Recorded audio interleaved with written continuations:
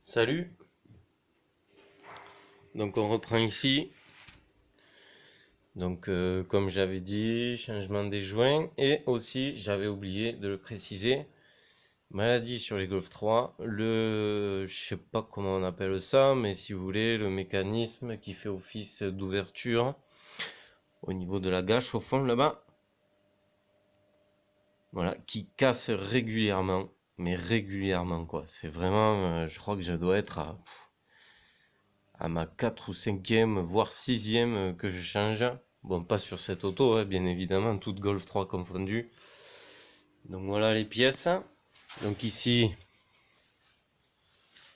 une fois réparé, voilà, donc vous pouvez voir ici que ça a cassé à ce niveau-là. Voilà. Et ça, donc, ça va comme ceci pour aller faire tourner la gâche qui est au fond. Voilà, on voit pas très bien, mais en gros, il y a une fente. Tout ça, ça s'insère dedans et qui fait tourner la gâche. Donc voilà, donc ici, il y a un petit crochet qui vient s'emboîter au niveau du Neyman. Vous voyez, le Neyman il traverse, ça fait un petit crochet ici, et on insère donc cette pièce là dedans. Voilà, ici on le voit bien, vous voyez comment c'est fait. Donc là il a cassé, voilà, le retour a cassé. C'est une maladie. Alors après il y en a, ça casse ici, on peut avoir des casses ici, ça m'est aussi arrivé. Bon, clairement c'est le métal qui est de mauvaise matière.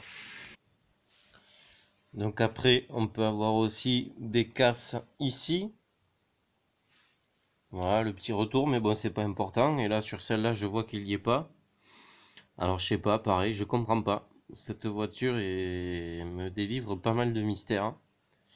Bon, je vais remonter comme ça, parce que ça a vraiment pas l'air d'être cassé. Ou alors ça s'est cassé propre, mais je n'y crois pas. Vous voyez, regardez, ça a l'air tout d'origine. Donc je vais remonter comme ça, je vais bien voir l'effet que ça a. Sinon je mettrai un comme ça.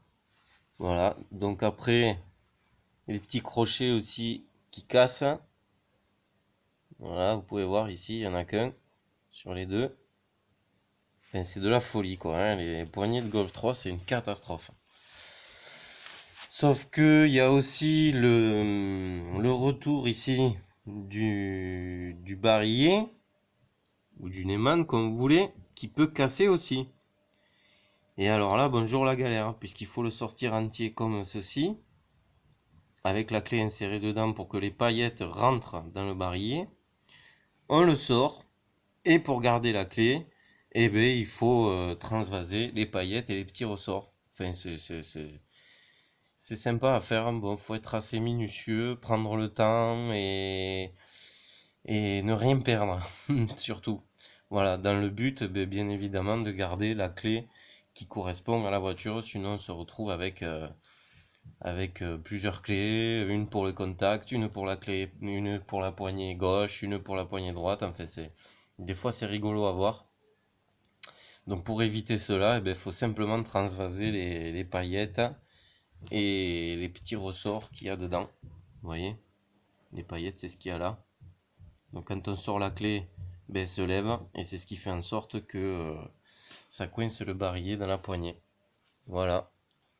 Donc comme prévu, les joints neufs sont en place. Donc je vais remonter tout ça.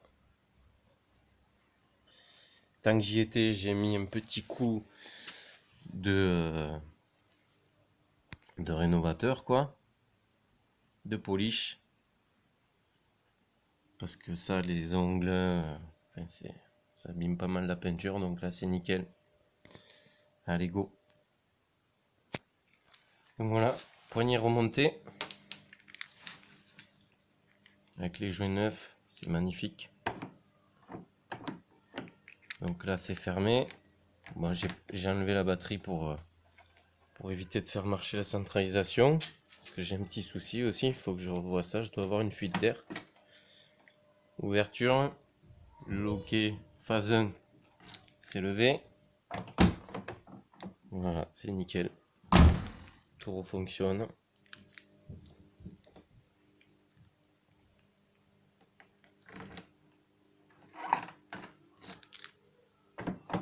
Voilà, à plus pour d'autres aventures.